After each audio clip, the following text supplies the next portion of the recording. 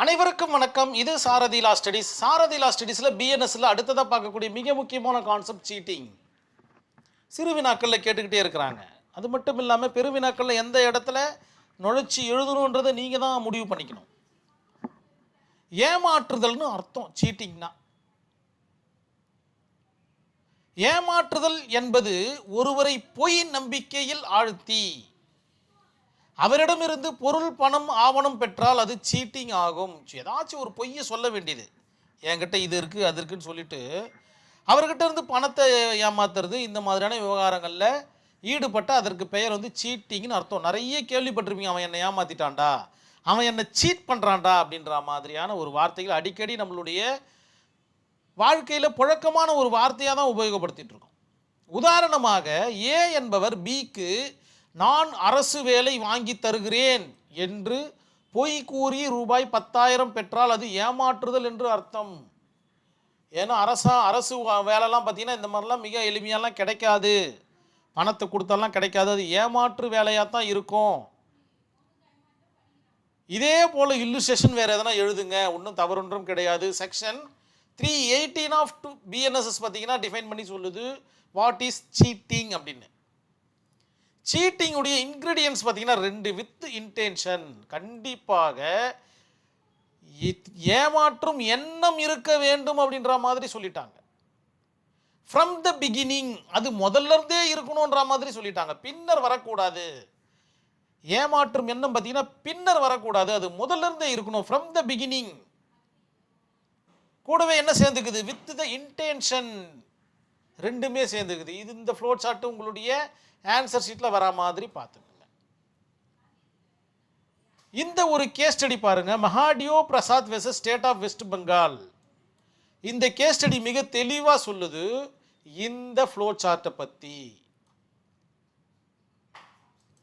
மகாடியோ பிரசாத் என்பவர் என்ன பண்றார் அப்படின்னு பார்த்தீங்கன்னா, மற்றொருவரிடம் இருந்து பொருட்களை வாங்கி பின்னர் அதற்கான பணத்தை செலுத்தவில்லை. வேற ஒருத்தர்கிட்ட இருந்து பணத்தை வாங்குறாரு. ஏ என்பவர் பார்த்தீங்கன்னா பி என்பவரிடம் பணத்தை வாங்குறாரு, பொருளை வாங்குறாரு, அதற்கு ஈடான பணத்தை செலுத்தப்படவில்லை. அதன் அடிப்படையில் அவர் மீது குற்றச்சாட்டு எழுகிறது, அதாவது சீட் பண்ணிட்டாரு அப்படின்ற மாதிரி எழுது. அதன் அடிப்படையில் வழக்கு பதிவு செய்யப்படுகிறது. இதுதான் பார்த்தீங்கன்னா ஃபேக்ட் ஆஃப் கேஸ். லீகல் இஷ்யூஸை ஃப்ரேம் பண்ணுறாங்க. ஒரு நபர் பொருளை வாங்கி பணம் தராமல் போனால் அது ஏமாற்றுதல் ஆகுமா அப்படின்ற மாதிரி ஒரு இஷ்யூஸை ஃப்ரேம் பண்ணுறாங்க. ஆனரபிள் கோர்ட் ஜட்ஜ்மெண்ட் கொடுக்குது. நல்லா கவனிக்க வேண்டிய இடம் இதுதான். நீங்கள் உங்களுடைய ஆன்சர் ஷீட்டில் இருக்க வேண்டிய வார்த்தைகளும் இதுதான். ஒரு பொருள் வாங்கும்போது பணம் தருவேன் என்று உண்மையிலேயே நினைத்திருந்தால், கண்டிப்பாக பார்த்தீங்கன்னா இந்த பொருளை வாங்கும்போது நான் பணத்தை கொடுத்துருவேன் அப்படின்ற நம்பிக்கையில் வாங்கி இருந்தார்னா, அல்லது இவர் நம்பி கொடுத்திருந்தார்னா, அல்லது இதற்கு முன்னாடி இவர்களிடம் பார்த்தீங்கன்னா கொடுக்கல் வாங்கல் சரியாக இருந்திருந்ததுன்னா அது சீட்டிங்கில் வராது அப்படின்ற மாதிரி சொல்கிறாங்க. பின்னர் பணம் தரவில்லை என்றாலும் அது சீட்டிங் ஆகாது. அதாவது ஏமாற்றும் நோக்கம் இருந்திருக்கணும், அதுவும் முன்னரே இருந்திருக்கணும்ன்ற மாதிரி சொல்கிறாங்க. ஆனால் அவர் ஆரம்பத்திலிருந்தே பணம் தரும் நோக்கம் இல்லாமல் இருந்திருந்தால், இதுதான் விஷயம்.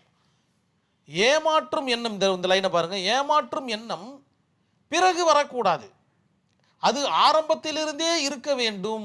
The idea of the cheating should not come later, it should be there from the beginning அப்படின்ற மாதிரி சொல்லிட்டாங்க.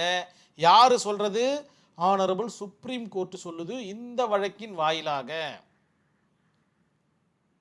ஸோ ஒரு சீட்டிங்க்கு உண்டான டெஃபினிஷன் உங்களுக்கு தெரிஞ்சு போச்சு. சீட்டிங்னா என்னன்னு தெரிஞ்சு போச்சு. From the beginning with the intention 2 வார்த்தை போதும், கண்டிப்பாக ஒரு பக்கத்தை நீங்கள் ஃபில் பண்ணலாம். அது மட்டும் இல்லாமல் ஒரு இல்லுஸ்ட்ரேஷன் ப்ளஸ் ஒரு கேஸ் ஸ்டடி, 2 பக்கங்கள் மிக தெளிவாக உங்களால் இது பண்ணிக்க முடியும்.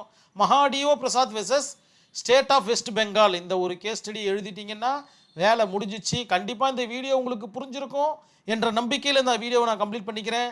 நன்றி, வணக்கம்.